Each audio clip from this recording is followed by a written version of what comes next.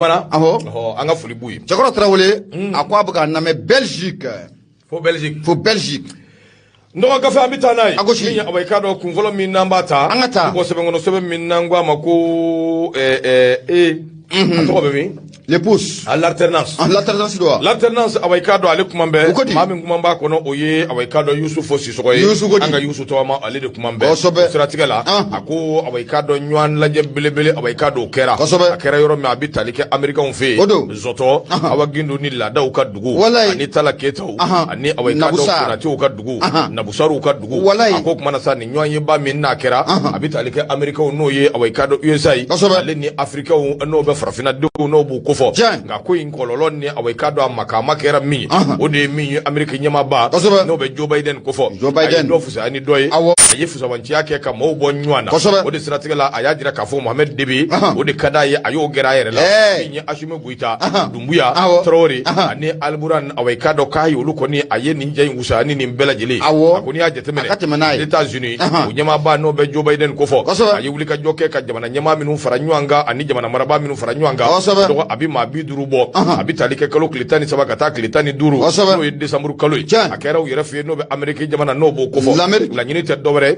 America on ganyama ba ka kuma farafina awaikado ali yirwali ana nyeta ka kuma oka ka fereni dabalike mi mbise ka to partenariat no ya awaikado baranyoya se ka dabo be ka se ki tasoro be ka se ka dosoro nga so me nyedu keneka awaikado o haklina no mirina de kumbe ula nga mi nyedugudugu ni dugula fereni dabalo de bika ke sabu mi nye farafina e bela jili ba do awaikado faminu be anvea nye kuru kara be amido mena ko bi mawu ko ni nye shin be yoro mi ma awaikado o de be farafina o de bo kofo akoni ngomi vle ni awaikado na kala nyini na kan nga ke sowi ka wele dake ka nye shin awaikado mawu bela jili ma akamido mena ko bi akala nyini awaikado nyini gali chama mbade obe akono nana sabu nyini gali mi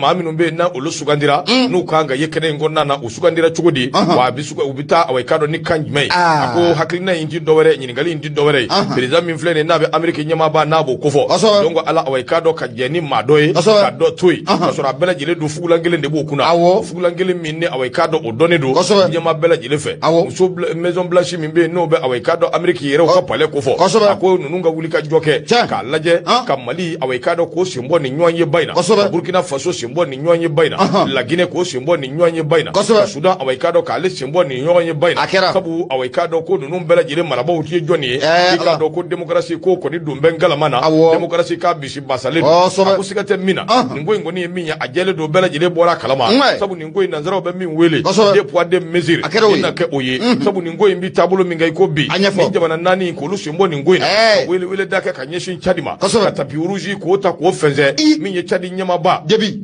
no be awaikado Mohamed Idriss Debi na bu kofo Idriss Debi itno ka tapi uruji awaikado ko fenze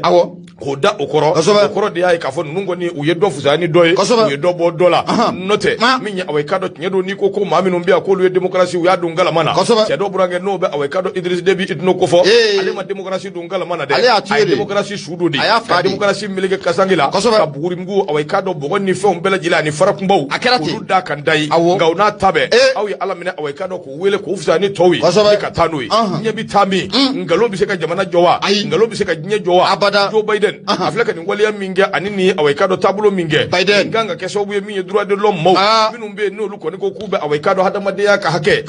fasa minumbe no ko hadamade ya ka tidungala mana ulunyina nganga keso buye ulufana ka wuli kujo mimbe se ka to awaikado ko bi se ka nyechugumi akono de some baw no ye nyonye bawi ulukera ka damina awaikado some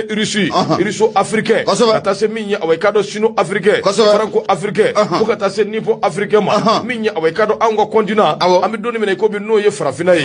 na nyumaw ni mirna nyumaw a chama mbabe minum bifo discours baw chama mbabe minum bifo nga waleya kene kan ni tara bi fenwere mi nga juguni ni mbela parce que bako ako kuma na kwanga laje mi Yusufu Sisokoye mi awaikado alternance o konnana ako ni de awaikado America on ko some follow ko ka Joe Biden toy ay ni ngele ni nge dizo ka Barack Obama toy ay ni ngele ni nge wa kuma chama mforo kene ka ko chama mforo adoni kama malien de ni sonjara beye awaika farafina ben ni sonjara nga ukofe akera chugo mi mbe ayi bi kam farafin wele an ka jamana marabaaw ko wari mugu bi ta ka di anw ma miliyari 55 k'o kɛ investissement ye awɔ i ka dɔn k'o labaara anw fɛ jamana in kɔnɔ yan n dɔgɔ an bɛ don min na i ko bi dibi caman o bɛ nin ko in kɔrɔ la a ko nka farafinna a tɛ taa cogo si la n'an man tɛgɛw di ɲɔgɔn ma n'an ma don da kelen fɛ ka bɔ da kelen fɛ a ko tiɲɛ don waati bɛɛ ni chinois ma wuli k'a invité irisiw bɛ wuli k'a invité américains bɛ wuli k'a invité farafinna dun ye du jamana belebelew caman de minnu walankatalen don minnu awɔ i ka dɔn hɛrɛ caman bɛ a kɔnɔ a kuma in bɛ fɔ diɲɛ don o don koyi ko farafinna sɔrɔ bɛ yen dɔ bɛ yen awɔ i ka dɔn alihamudulilayi rabil alamina nka farafinna denw yɛrɛ fantan tɛ tɛmɛ anw kan o ye anw yɛrɛ ka waleyaw ani anw yɛrɛ ka taabolow ye mun de kelen na don dɔ an yɛrɛ tɛ wuli k'a fɔ ko an bɛ américains wele u ka na farafinna amérique chine russie japon hong kong taiwan azerbaijan fo hiri k'a bɛɛ wele k'a fɔ a ye na farafinna an fana mago bɛ aw la min bɛ anw bolo an bɛ fɛ ka awɔ i ka dɔn o ɲɛfɔ aw ye a ko n'i dun y'a lajɛ ni nin ko ninnu filɛ nin bɛ taabolo min kan fɛɛrɛ ma kɛ awɔ i ka dɔn k'o kow ɲɛɲini donc ala an bɛ don min na i ko bi an bɛ fɛ a ko ka kɛ cogo min a bɛ gɛlɛya kosɛbɛ anw bolo jamana in kɔnɔna fasiri filɛ Yusuf Sisoko awɔ i ka dɔn alternance a ka fasiri dɔw u ka bidon bɔli n dɔgɔ i bonya b'a la ɲɛma alternance ne y'ale bila ne bɛ n bolo n b'a kari ka don kɔni sɛbɛn ye mun ye u k'a ma ko Suwade Bamako Umaru Angoyiba dɔgɔnɔkɛ a kumara ɲɛma a bɛɛ n'a ta wulu ta a ka mangoya dɔn f'a ka misiri kɛ a tɛmɛsira ye Umaru Angoyiba a y'a jira k'a fɔ ko mun ye médiation internationale n'o o kofɔra a bɛ sema a ka ja kana bila mun ye anw ka ba Maliba la maa minnu bɛ ka sigikafɔ k'o boloda an ni ɲɔgɔn cɛ an k'olu le ma ko médiation internationale n'a ɲɛmaayaba bɛ an bɛ don min na comme bi Algérie kɔni olu bolo sɛbɛnnikɛla ko a ko i bɛ na ye k'a fɔ ko min ye sema maaw ye n'o o kofɔra a tɛ SRBL kofɔ wa ɲɛma u tun ye laɲini mun kɛ décembre kalo tile 10 tɛmɛnen i bɛ na ye k'a fɔ ko médiation internationale u kɔni ye laɲini ni k'a fara k'a fili pewu k'a jira k'a fɔ hakilina mun b'u la ɲɛma ko a ti ɲɛ yan wa u bɛ mun ɲini u fɛ jɛkulu mun sigilen bɛ n'an ka ma ko comité de suivi de l'accord ɲɛma ko baaraw ka tɛmɛ teliya la k'u b'o ɲini u fɛ Umaru Angoyiba a ko i bɛ na ye k'a fɔ ko ala tɛ tile damadɔ bɔ mun ɲini jɛkulu ye n'an ka ma coordination des mouvements de l'Azawad damusonya kuma la n'an ka ma ko sema ɲɛma u ye kulekan k'a sɛbɛkɔrɔ bɔ u ye kulekan k'a bɔ ka wele bila mun ye communauté internationale ma ko communauté internationale ka ɲɔgɔn ye balilen dɔ k'o boloda teliya la olu ni Mali ni ɲɔgɔn cɛla la wa u y'a jira k'a fɔ ko mun ye ɲɔgɔn ye n'a ma ɲɛ k'a fɔ ko a bɛ kɛ ko wa ko a kana kɛ Mali dugukolo sanfɛ cogo si la o de hukumu kɔnɔna la k'i bɛ na ye k'a fɔ ko mun ye médiation internationale ɲɛma décembre kalo tile 14 tɛmɛnen u kɔni u ye jaabili kɛ le 14 décembre mun ye médiation internationale maaw u ye barolasigi k'o kɛ barolasigi mun n'u y'a kɛ visioconférence o fɛ o de hukumu kɔnɔna la i bɛ na ye k'a fɔ foyi ɲɛmaayaba bɛ maa mun bolo o de ye Algérie jamana ye olu kɔni y'a jira k'a fɔ an bɛ don min i n'a fɔ ko bi siga t'a la n'i y'a ye u ye nin visioconférence k'a baara k'a boloda accord d'Alger mun n'o o bolonɔ bila n'o kɛra Mali ani Bamaɲɛkɔrɔ ninnu ni ɲɔgɔn cɛ n'an ka ma ko sema accord d'Alger a bɛ se ka ɲɛɲini diɲɛma jɔlen o la cogo min na wa baaraw bɛ se ka tiimɛ cogo min na sɛbɛnnikɛla ko a ko mun ye médiation internationale maaw u kɔni y'a ɲini mun ye ba Maliba a ka ja kana fara mun ye sema maaw kan ɲɛma ko siga t'a la k'u kana tasuma kɔni kana a don kura ye o sabu kɛ accord pour la paix mun na a bɛ sen kan nin waati na k'o de bɛ kɛ sababu ye mun ye basigi a ka ja fɔ ka bɛn o bɛ se ka na mun ye Mali yɛrɛ o kɔnɔna o la cogo min na o hukumu kɔnɔna la i bɛ na ye k'a fɔ ko min ye médiation internationale u ye wele kɔni k'a bila mun ye sema maaw ma ko hakilina mun b'u la ta hakilina mun n'u ko ɲɛma k'u ka ɲɔgɔn ye balilen k'o boloda teliya la wa ko a kana kɛ mun ye Mali yɛrɛ kɔnɔ i bɛ na ye k'a fɔ médiation internationale u ye jaabili kɛ u y'a jira k'a fɔ ko nin hakilina mun filɛ sema maaw la ɲɛma k'a fɔ ko mun ye ɲɔgɔn ye kana kɛ mun ye jamana in kɔnɔ ko olu da t'o la bi ko olu da t'o la sini wa u tilala k'a ɲini mun ye sema maaw fɛ ko mun ye u ka fɛɛrɛ ni dabali bɛɛ lajɛlen k'o sigi sen kan o sabu kɛ fɛn caman bɛ ko in na ɲɛma i bɛ na ye k'a fɔ ko sema maaw k'u nɔ b'a la kosɛbɛ sɛbɛnnikɛla ko a ko hakili la jiginna ni hakili b'a la mun ye décembre kalo tile 10 san 2000 ani san 22 mun ye sema ɲɛmaaba n'o de bɛ tali kɛ Algabas Intala ale kɔni ye nin hakilinata k'a boloda kosɛbɛ k'a fɔ ko mun ye médiation internationale k'u ka sigi balilen kɛ Mali ale n'olu ni ɲɔgɔn cɛ sigi mun n'u bɛna kuma kosɛbɛ mun ye accord d'Alger o kan accord d'Alger yɛrɛ a taabolo o bɛna kɛ cogo min na o sabu kɛ k'olu jɔrɔlen don kosɛbɛ ka ɲɛsin accord d'Alger ma o de hukumu kɔnɔna la mun ye médiation internationale u ye nin jaabi nin ta k'u sɛgɛrɛ ka yira k'u la k'a fɔ olu bɛ mun ɲini u fɛ joona u ka fɛɛrɛ kɛ mun ye comité de suivi de l'accord mun n'o sigileno o bara mununu o kuntengu no kele ni watina o bara ko o bulada tele la ko temeka kanu o bara sebaningala ko akuni ya jitemna kalaje o comité muno o be folata no be talika comité de suivi de l'accord la o le nyoanye bele do o ke bamako novembre ko kele mungo ane koronto tebene samba fla ane samgo ane fla ga ibe na ka fo nyoanye kenega munye sema ko ni o yemuruti fari ka bulada ko sobe ko ni da gushi ka bo o ma soro dawre fa yaira ka fo ko mi nga ministre mumbe no de be talika colonel Ismail Wakela ko ale ko ni ko amaye kenega o kala sababu yemi sema ma we da gushi ka ira ka fo ne wake mana abada ko mi nyoanye ko atike munye médiation international yaira ka fo ko o akina mun fulu landeta ni ma ku ko akina ko bla pew ko we mun yinu fe munye communauté civile de l'accord muno o sigleno o bara ku ka temeno ko sobe ko de be ka sababu ye munye foka ben ani batigi ko se kana jamana ko na tumna munye médiation international ku ba yini munye mali fana fe anga feran dabali bala jilenga anga na tasman ko ka nyaka o tasman to ni ma ko anga na nyaka ibana ka fo ko munye médiation international ma chama ne ba akona la ka nyama ya talimeka kalfa Alger jamana de ma kenen woninga yaira ka fo kube fulita ninga Alger jamana ka segere ko sabugo bo wuli ka joni tesri muna akilna tamumbula ma ko foli ko abeta ku segere médiation international nyama ko kube demeta ninga ba maliba ko ninga asegere dema mu fokata fara deme ka wala samu ya jamana abisega boni gela o kon la tumna da akilna mesema la ka fo ko nywanye ka ke telera wa kana ke mu ya jamana ngono ku ta ke bi nyama ku ta ke shini na fana blani anya sama ka bo so de mako ale konna la sebani ngala to de Omar Angoiba madu maga nyama ibunya obala ndo fota dunga ja sebalite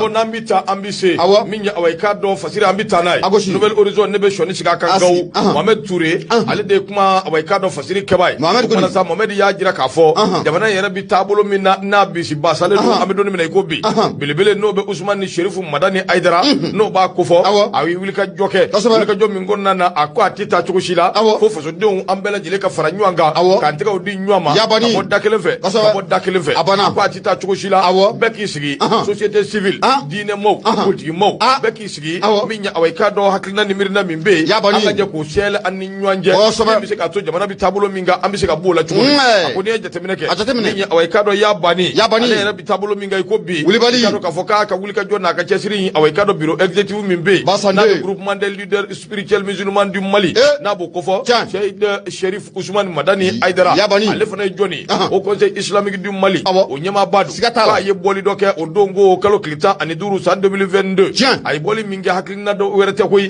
jamana bi tabulo minga ne awai do bisi basale do wulika jo minga nga kenno ye balaka wuli fere bi se ka soro chugomi o de wulika jo awai do o de lanyini todu au conseil islamique du Mali anyama no ye Ousmane Cherif Madani Aidara aya jira ka fo minya awai do ni ngoy mi chugombina atita fio na manyogo lame ni ngoy mi chugombina ka damine jamana kono de duguma fo sanfe abeka alaje anga do dakelen fe ka bo dakelen fe anga nyom blasira minya awai do dine matrafa bani dine nyama minum fleni ko akalaje kushi fen bi jamana kono no ye jamana kono de amana ka sugo sugi abeka alaje beka sigi awai do anga do fo nyoyi jamana bi tabulo minga minye kinye anga basagli ci nyoyi yar sa bi sika lafiya chugo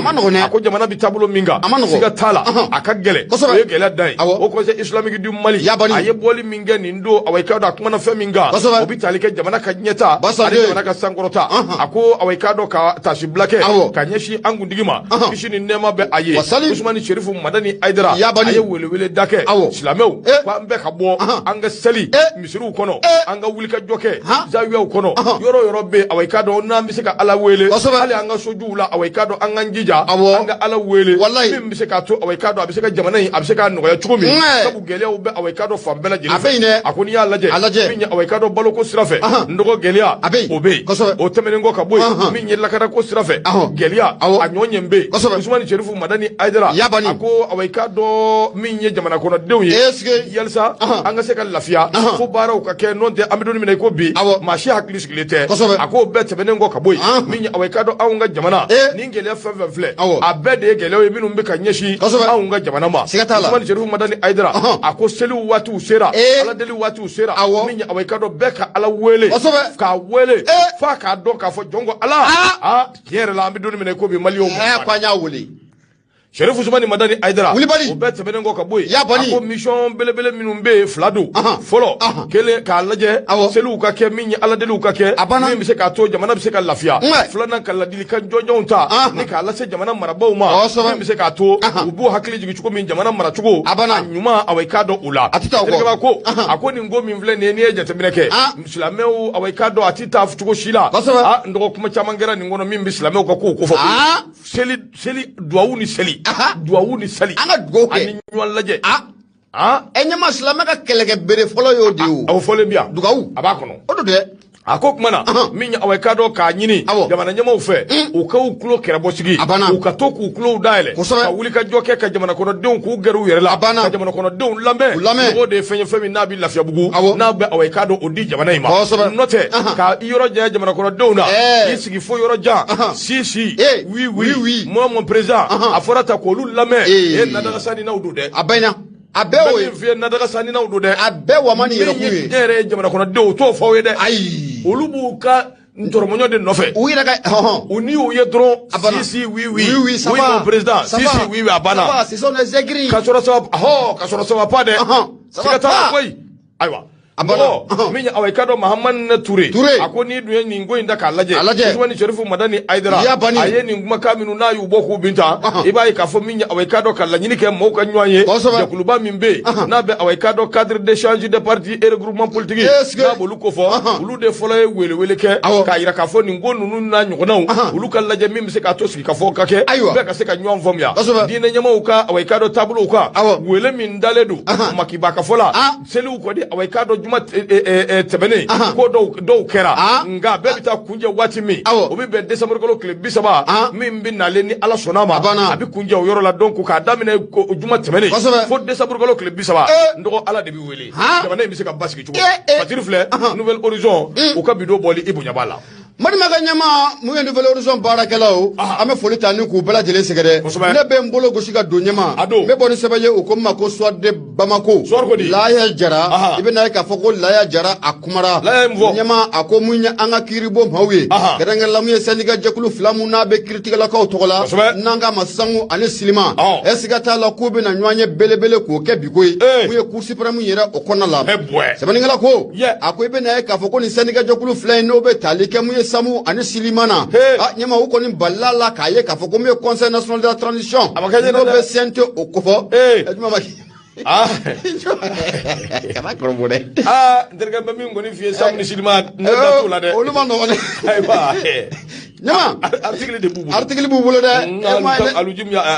Isa Kawujumi e ma ne terikɛ tununa pewu wallahi article bɛ yen article b'u bolo dɛ siga t'a la ala k'an ni sababa ami an ka taa ɲɛma ko Samu ni Silima olu kɔni balila la k'a ye fo ko mun ye Conseil national de la transition n'o ko fɔra a bɛ CNT ko fɔ a ɲɛmaaba de mun ye Segu ka colonel Maliki Jaw ye ɲɛma i bɛ na ye k'a fɔ ko mun ye Samu ani Silima u kun kɛlen bɛ ka Gwara k'a sɛbɛkɔrɔ da sariya mun ye ɲɛma ko alamisa don e ko CNT maaw k'u ma sariya in ka ala tɛmɛ wa a kɛra sababu ye ka ɲugu k'o lawuli kosɛbɛ sɛbɛnnikɛla ko a ko i bɛ na ye k'a fɔ ko mun ye l'organe législatif de la transition n'o ko fɔra a tɛ CNT ko fɔ wa alamisa don i bɛ na ye k'a fɔ ko loi mun n'a bɛ tali kɛ Cour suprême maaw ka si ko o kan loi mun n'a bɛ tali kɛ ka dɔ fara Cour suprême maaw ka si hakɛ kan u bɛ taa retraite la cogo min na loi in kɔni ko a tɛmɛna mun ye CNT maaw ɲɛkɔrɔ maa 100 ani maa 29 CNT kɔnɔ olu bɛɛ lajɛlen y'a jira k'a fɔ ko loi in ko a ka ɲi maa 9 ɲɛma i bɛ na ye k'a fɔ olu ma ye kɛnɛ kan wa maa 12 ɲɔgɔnna olu y'a jira k'a fɔ k'u t'a la bi u t'a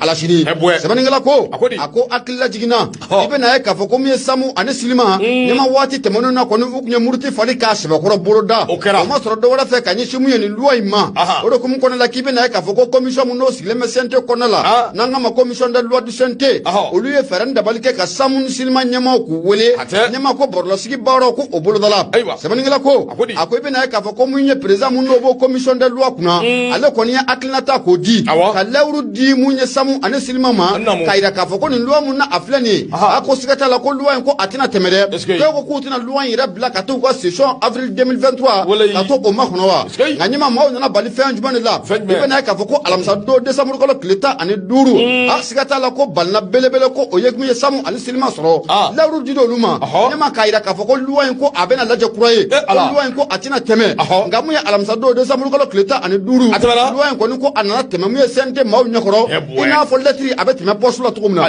o de kumu kɔnɔna la ɲɛma ko siga t'a la ko mun ye ko in kɛra sababu ye samu ani selima k'u sɛbɛkɔrɔ tɔɔrɔ o sababu u y'a ye k'a fɔ ko in ko a kɛra janfa ye mun ye kɔ mun ka mun ka ko jɛgɛ ko a ma tila o kan kan o de kumu kɔnɔna la ko mun ye nin sannikɛjɛkulu fila samu ani selima ɲɛma u tɛ fɛ k'u bolo k'a jigin abada mun ye u ka ɲɛmaw n'o bɛ samu ani selima ɲɛmaw kofɔ o fana y'a yira k'a fɔ k'u bɛ wele bila u ka tɔndenw bɛɛ lajɛlen ma bi bi tɛnɛndon n'o bɛ bɛn décembre kalo tile 19 ma k'u ka ɲɔgɔn sɔrɔ mun ye cour suprême o kɔnɔna u la sɛbɛnnikɛla ko a ko mun ye samu ni selima u bɛna nin ɲɔgɔn ɲɛ mun k'o boloda bi tɛnɛndon in na décembre kalo tile 19 cour suprême o kɔnɔna la ɲɛma ko a bɛna maa siran wa o sabu kɛ mun ye waati tɛmɛnenw na n'i hakili b'a la samu ani selima u y'a yira k'a fɔ ko nin loi in kɔni ko a tɛmɛna k'olu bɛna taa baara bila bada o la o de kumu kɔnɔna la u bɛna ɲɔgɔn ɲɛ mun kɔni kɛ bi cour suprême kɔnɔ ɲɛma sɛbɛnnikɛla ko an bɛ se k'an sigi n'a ye k'a fɔ ko mun ye an ka kiiribɔ ko mun ye birisa ɲami ko o bɛna don a kɔnɔna la wa nka siga kɔni tɛ fɛn mun na ɲɛma o dɔgɔ duman ko o ye bi ye bi kɔni i bɛna k'a fɔ ko samu ani selima u bɛna ɲɔgɔn ɲɛ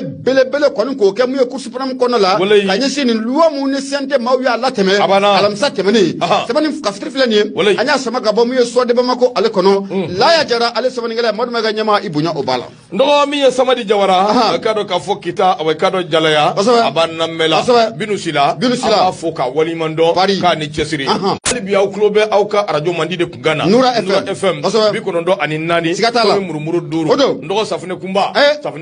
a ka dɔn ale ye fasirikɛba ye a fana kumana a ye sɛbɛnni kɛ a ka dɔn inter de Bamako a y'o k'o kɔnɔ n'i ye safunɛ kunba kɔni mɛn nɔgɔ o ye fini nɔgɔ a ka dɔn bɔnɛ de ye o ma taa fini f'i ka sa nɔgɔ bɔ fini ka ɲama yɛrɛ bɔ fini nɔgɔ la safunɛ kunba ka baara a ko kumana nɔgɔ min ye conseil national de transition CNT i bɔra k'i da don min na kuma kelen don ale de kan koyi a ko nin jɛkulu in n'i ye jateminɛ kɛ k'a lajɛ k'i tɛgɛ maanabɔ ka hakili juru cani ka munumunu salo dabɔ i bɛna ye k'a fɔ jɛkulu in parti belebele 3 olu de kɛn bɛ a ka dɔn bamaɲinkuruw ye jɛkulu in kɔnɔ ka jamana in larawe ka jamana in bisi basa a ka dɔn ni o parti 3 de ye ADEMAPA SG RPM IR2 nɔgɔ a ka dɔn olu de bɛ ka Mali bi an bɛ don min na i ko bi Mali a ka dɔn k'a bɛ u bolo koyi ko sabu n'i ye jateminɛ kɛ i b'a ye k'a fɔ nin parti 3 a dankɔrɔbaw olu kɛn bɛ ka ɲɔgɔn sɔrɔ a ka dɔn CNT o kɔnɔ bi o de siratigɛ la ninnu minnu filɛ nin ni hakili b'a la jamana in a ka dɔn wulikajɔ ni cɛsiri min kɛra kabiri le 18 août 2020 wulikajɔ bɛ ka kɛ cogo sugu bɛɛ lajɛlen na ka fanga k'u larawe k'a ta k'a lajɛ ɲɛti ka sɔrɔ a la kelen Asari de Aga Imbarka Wan n'i ye jateminɛ kɛ ale ye premier vice président ye conseil national de transition tɔgɔ la n'an ko a ma ko CNT nin jɛ in nɔgɔ a ka dɔn a kɛra député ye UDPM a ka dɔn o tɔgɔ la o tɛmɛnen kɔ ka bɔ yen député kɔrɔ fana don ADEMAPA SG a ka dɔn o fana tɔgɔ la a ko maa min don a ka dɔn n'i ko maa min ye sija ani kɛnɛya k'o sɔrɔ nin yɔrɔ in na n'o bɛ CNT ko fɔ Asari de Aga Imbarka Wan ale don o tɛmɛnen kɔ ka bɔ yen Mari Manca Jara président do Alliance pour la démocratie au Mali parti africain pour la solidarité et la justice n'o bɛ ADEMAPA SG ko fɔ ale ye jɔnni 4e vice président do a ka dɔn CNT o tɔgɔ nin fana ye tɔgɔ ye tɔgɔ min an y'a mɛn an tulo la a ka ca ni bahi o tɛmɛnen kɔ ka bɔ yen Mahamadu Jarasuba i k'a dɔn k'a fɔ ale ye député kɔrɔ ye Kɛsɛri Kundo n'o ye wari bondo tigilama Assemblée nationale kɔnɔ 2014 ka na 2019 o bɛ CNT la ye wa nɔgɔ wala o kuma dakɔrɔbɔli don wa Jarasuba bɛ CNT la o ye bila koyi a b'a kɔnɔ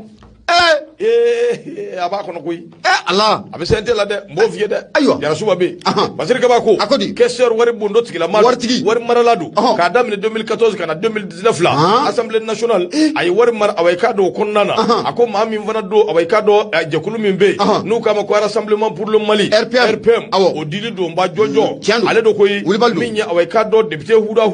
n'o bɛ Mahamadu Awa Gasama ko fɔ IRD tɔgɔ la Union pour la République et la démocratie Sambisi ale fana ye maaye min fana shelen be awekado ni yoro ina no be sente ko fo Mamadou Awa Gassama ndogo min ya awekado adabogo yere min ya Assemblée nationale alaka o sebenen be Allah fatirke bako akoni ye député uta ko laje keme ani bina ni wolonvla minum be awekado sente kono adema PSG ale jombe ni saraba e sabu adema yere 92 kana si amedou ni ko bi fanga yi akumbe ale de bolo adema PSG ana jejo RPM URD Asuma CFP nunum bela jele farale mbi nyanga ka député awekado ko lu shele ku ke utai olu bolengo yi sura subu sorokana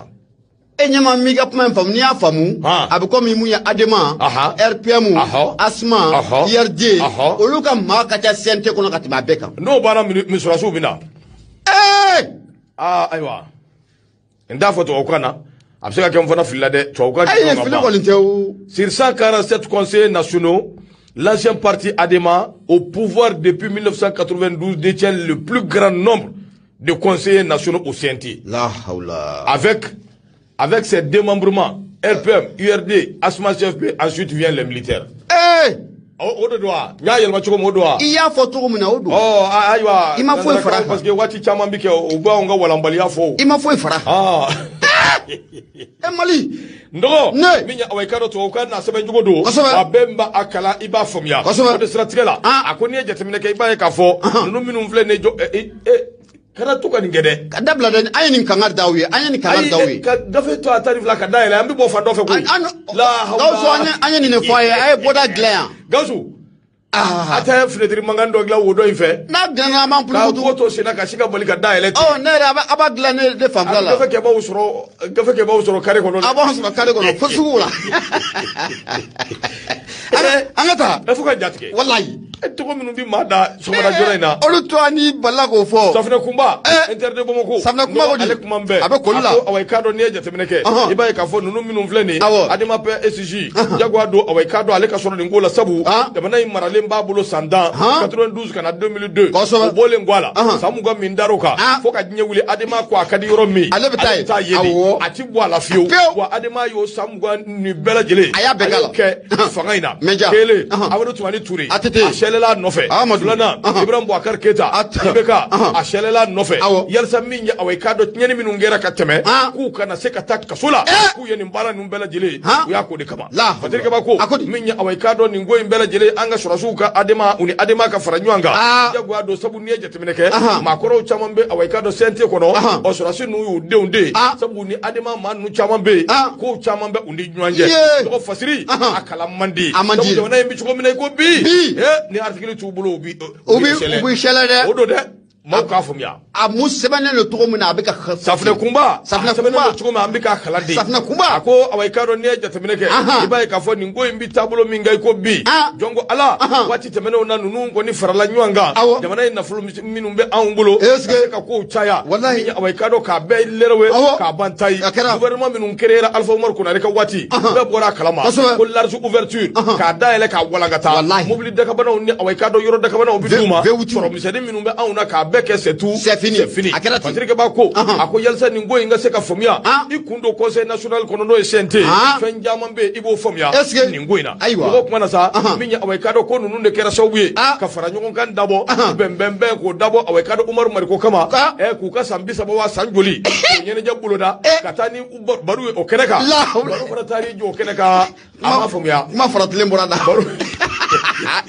nyama la diba mai la baru ma fomia fiu uga furdo du baru da kono umaru sarala madraka uga furdo du baru da sarala madumunike baru ma fomia baru ma famu ndo adama safna kuma ako kuma na sanunu ye baru wele Umaru Mariko kata jo keneka Umaru tara kuma faratile mvo alabangera miye ka choro sabu awekada kuma wulika jombi na transition ingama be ya do okuma bidoni mene ko bi Umaru ta ani biche mama soro nunu na awekado minu ye wulika joke panga nywa fara nywanga ka laje Umaru bi yorombe ka wele yeluma awekado anga keleke Umaru biseka na chugumi mama soro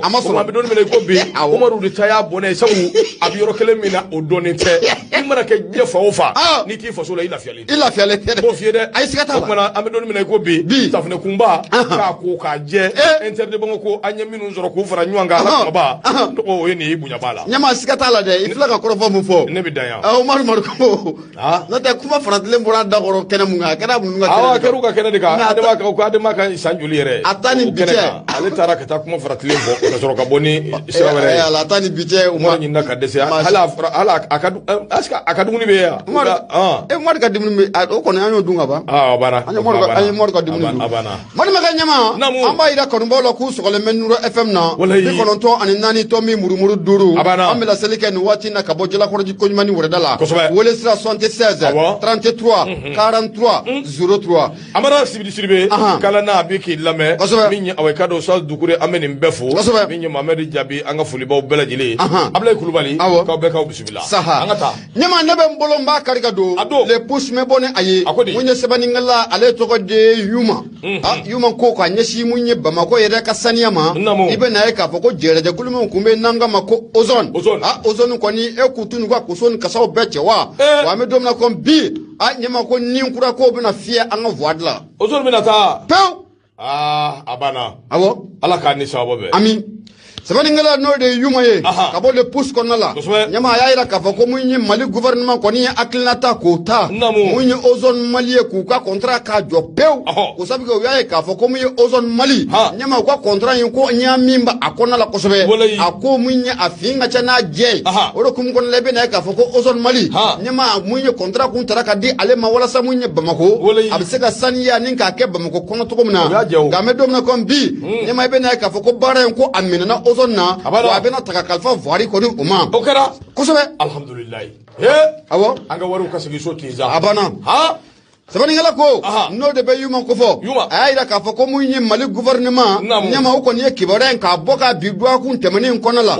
ayira ka fo ozone Mali munale kumanga jamana kono la ne contrat kun dilo no alema aleka Bamako ko ni ka alasania ibe na ka fo ko contrat ko ni ko amina nula wa munyi anwera ka voiri no rebe faso ka chake da ko fo nyama ibe na ka fo ko baren ko abena takadu uma munyi yuma ye ayira ka fo ni akilna munata len fla jamana marabako bolo ni ta nyama ni manga balim mala usabke be na ka fo ko abeka sababu ye nyama anga jamana ko no chake daw kan ni kura ko ofia ka di oluma wa abeka sababu ye wari nyira ko abe shele anga jamana o kono la atiboya kata jamana wore na muye yuma ayira ka fo ni ko Bamako ko nka saniya nyama abina fo kiki panga kalo ko bine yoro o mineli o manogone yuma ayira ka fo ko Bamako saniya nyama amisali be sekata okan abisaniya sa yuma ndirga abisaniya akadadi ba umadro abana e ma ka dira varia di fema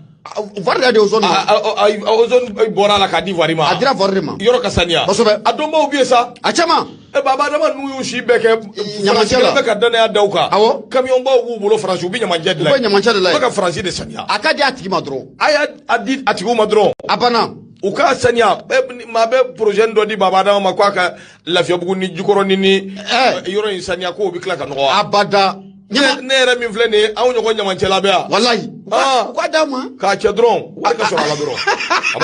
abana metri gaba ndoko che imbita kuyi abemi bati sakana lillahi abemi metri gaba abe selengede selenge Mamadou Gaba koni international metri gaba wallahi Mamadou Gaba nje fambeke kosobe Azerbaijan nu Haiti nu ni Malta Chypre nu atara fambe Oman nu ani ana nyogona chama Indonesia nu ayri beke nyama miye yuma ye mungara ay ko nywe Indonesia ge wa kabi kama adwa kapi abodo nduka filmu ifenu kapi awo aklibola nyama aklibola ya soro ifana isa alno asoro ngadogo me aklibala gache kapi mirijena ayala se kabi mirijena saya kanana saya mandianye abana tani fasiri nyama meta munye yuma ye ayayira kafo ko munye Bamako saniya ko aka gelen kosobe abana sabge na manye kafo ko ambe Bamako ko saniya anga folo ka malide mun yera biye amunye malide nyama atita abada fa anga aklinato ko ka yelema atita abada anga tabulo ko yelema ko ka ta ko segere ni yelema no make malide yera ma yelema nyama ko Bamako saniya ko abe gele kosobe munye yuma ye kabo le push ko na la ayira kafo ko munye mali abe tabulo na ko bi nyama ni ye malide jatemena kalaje ma chama ira ko nimbe olu te sanu ira fe abada olu ira aklina ta dore ko no ko ne be kasababu ye ko lu balo nyama wala sa o aklina jugo be tika tari ka bo olu kungulo la ko tita abada ko jamana maraba ko wulu ku joro la ko na tandi ko kuwa Bamako saniya nyama ka fo ko yoro taka kalfa vorima o dron se ka Bamako ka saniya de mali dion ko ka anga aklina ta de ka yelema kusobe aka ira no ka fo ko miye nogo abe kololo mu na se mani fima no te ko nyama ko alina ko taka kalfa vorima alaba me ke to ka ko sabe ko vodi yera ko atina se muye yuma ye ayira kafa ngoni me domna ko bi na manya kafa ko me jamana maraba ko ye ni aklinata ko ta nyama aklinata fola mun be ne jamana nyama ko ngo shela ka da o ka o ti dore o ka feren da bali bela jilenke mali donku aklinata ka yelema ka yira kafa ko muye nyama akololo ko ye ni ye ne nyama ko na achara abika sobo ye kanin ke mala nyama na achara abika sobo ye manifun kan soro ko me jamana gouvernement ko nga feren da bali ke ko sigi senga yuma ayira kafo ko ni duanga gouvernement jete mena kalaje nyama ku ira mokote kula ko kasra fo te kula munya manifum be ku bla ira made munya munja obo shele nyama ko ye fenye fe munati ne abada wala sa munya Bamako ko abisania o tita abada ko fo munya mali marabako ku joro la ko no te ko nanye ko mna ka di ozo ka bo ozo mal bolo nyama kata di voiri ma antani mali ira ko ni an klata de mayele ma nyama ko bare me gela fo ka abegele ya na foni flani anya sama ka bo le push ale kona la sabani ngala to de yuma maduma ga nyama ibonya obala bakar to de bete babu nyena ire foki wali mando ni chasiri bete awai kado nyena ngata sugula e fuli jaranye anga obefu ka sugeta ga sonde fela ka fuli biye sobe ka fuli la se bashengene keta ma president ana muso minyi awai kado mada keta aida magaji elhaji suguba sama ke pre auto ka fuli be ka nyeshama ka fuli ani tonni ka shele ka lase kanubani de me ba fembe no be kan lame ba fa bele jele nyena ku ni chasiri ku solen to nura fm na ni ala sona ma uten nimisa bakar to de bete awai kado ambe sigi kana kumba sogodo o kuma na kuna funi anga tanai nyama ne be kelegu ni alternation ne be boni aye abenata munye musokoro amolobe dogola nyama ati dese o jofena munye alternation o kuma de sebaningala to de Yusufu Sisugu ayira kafo anwa jamana fama koro ala kanyina ala no be Elaji Ibrahim Boubacar Keita kofo adenga mumbe nanga mako kacho kacho ko kuma na ko aye wati je ka kuma wa kacho ko eske akuma ngato akadade konala munye Yusufu aye ningali to misigi sebaningala akoko munyanga jamana fama koro no be Elaji Ibrahim Boubacar Keita kofo ibeka adenge adugulente malide shila kafo ni wati labaina munye America ngo trésor koniyo o sanction taka karimun ka asegere sanction takunte dore ko karimun ko yurugu kala do wakibe na kafo ko munye buna adama dia la fasali yere ko karimun ka e danso ko sobe o kum kono la kibe na kafo ko munye Karim Keita kacho ni yaji temna kalaje akelende ko nyi koy ko sabga munye America ngo trésor yo uye mabinani aniko nyama olude tokobe ko na munye president Guinée Conakry koro no be Alpha Condé ko fo ale to ko oba ala ngani wati labai na ko Karim Keita abora ka jabilika Karim Keita ayira ka fo ko munye America fola bolen flane ka korofo mun taninga ale segrata nyama ko korofo en ko bela jilen ko wiya ko ko odo ko la ni te dore ka ale Karim Keita ka ale to ko ko utien munye Yusufu ayira ka fo ko adugolondo malawa ka fo ko munye ibeka denga no be Karim Keita ko fo sigata la ko ajoro bele ko yera aka fangai afaga fangai ko okona la wasigata la atieni ko ko ajoro bele ko o yera ula ko kuma na ko munye American ko so ma jelagita ka Karim ka sigara ka so dalu ko otu bolo wa iningali to me asigira sigata la American te jimi nu yoko abada bismillah nyama munye sabani ngalai ayira ka fo ko munye ma chama ko nimbega iningali to me ka asigira ko ame do muna ko bi munye l'American bole flaka ni bara mun ka ke kaira ka fo ko munye ibeka ka fanga ko ni yata keme sigila ko bi koronto kibe na ka fo ko munye Karim se akunya mino no la ko sobe sabani ngala ko ko munye malide chama mbiki yira ni ngani koina ko munye American bole flaka sanction ta ka Karim Keita ka asigere sanction ko abena laban fe juma o de la sabani ngala ko ako adugolente mashila ni akliba la dori mun kama Karim Keita abeta ka kɛ wasaden ye komi de o kɔnɔ la k'i bɛ na ye k'a fɔ ko a ma da o ma koyi Karim Keita a nana don mun ye an ka wasabulon kɔnɔ n'o bɛ Assemblée nationale n'o o b'o o kɔfɔ wa i bɛ na ye k'a fɔ ko jɔyɔrɔ belebele mun n'o taara ka kalifa Karim na ɲɛma jɔyɔrɔ in tɛ dɔwɛrɛ o de ye mun ye commission défense et de sécurité de l'Assemblée nationale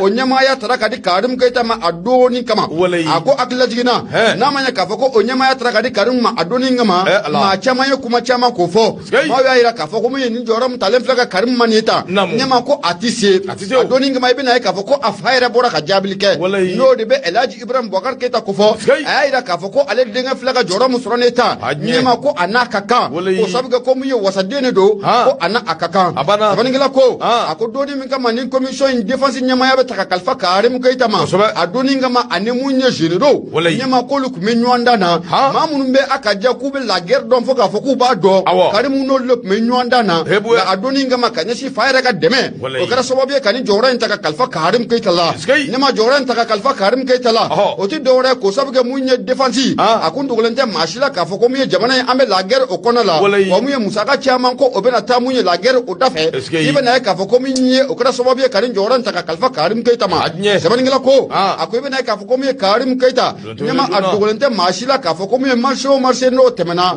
ka ɲɛsin mun ye an ka lakanabaaw ka mun ye finiko ani maramafɛnko siga t'a la a bɛɛ lajɛlen tɛmɛna Karim Keita ale ka sira o fɛ sɛbɛnnikɛla ko hakilila jiginna a ko n'i y'a ye k'a fɔ ko miliyari 1,230 siga t'a la waati tɛmɛnenw na o bɔra walasa mun ye loi min bɛ n'an k'a ma loi d'orientation et de programmation militaire walasa mun ye ka finiw san ka di an ka lakanabaaw ma maramafɛnw bɛ se ka san ka di an ka lakanabaaw ma cogo min na ɲɛma ko siga t'a la ko Karim kɔni o loi in na k'a y'i tɛgɛ kɔni a y'a sɛbɛkɔrɔ nɛngu o sabu kɛ mun ye musaka a sɛbɛkɔrɔ surula o de hukumu kɔnɔna la mun ye sɛbɛnnikɛla n'o bɛ tali kɛ Yusufu Sogola a y'a yira k'a fɔ ko mun ye Karim n'a ma ɲɛ k'a fɔ ko a kɔni bɔra k'a yira k'a fɔ ko mun ye Américains ye nkalon ta ka ale kɔni ka a sɛgɛrɛ ko Américains ka laɲini tɛ dɔwɛrɛ ko ale tɔgɔ k'o tiɲɛ ko Karim Keita kelen mun n'o bɛ k'o fɔ ɲɛma ko Karim Keita i bɛ na ye k'a fɔ ko mandat international o b'a nɔfɛ anw ka Mali kiribon y'o d'a kan a bɛ nin na waati bɔ o ma sɔrɔ dɔwɛrɛ fɛ affaire mun bɛ yen n'an ka ma Birama Touré ka affaire Birama Touré i bɛ na ye k'a fɔ ko kunnafonidila o kun don wa Birama Touré a tununa kabi san 2016 wa Birama yɛrɛ kɔni a su ko o ma ye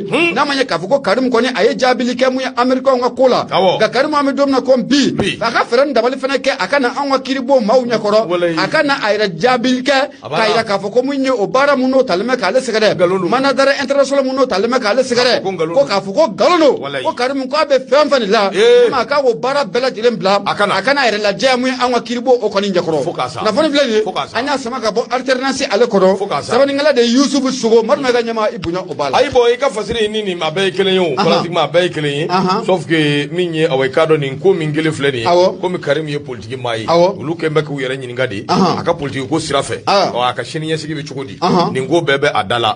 Américains bɛ ka da koro yan fɛ Mali bɛ ka da koro yan fɛ ni Europe jamanaw yalima ni dugu wɛrɛw fana ye da koro a laban a bɛ taa min a bɛ kɛ gɛlɛya ye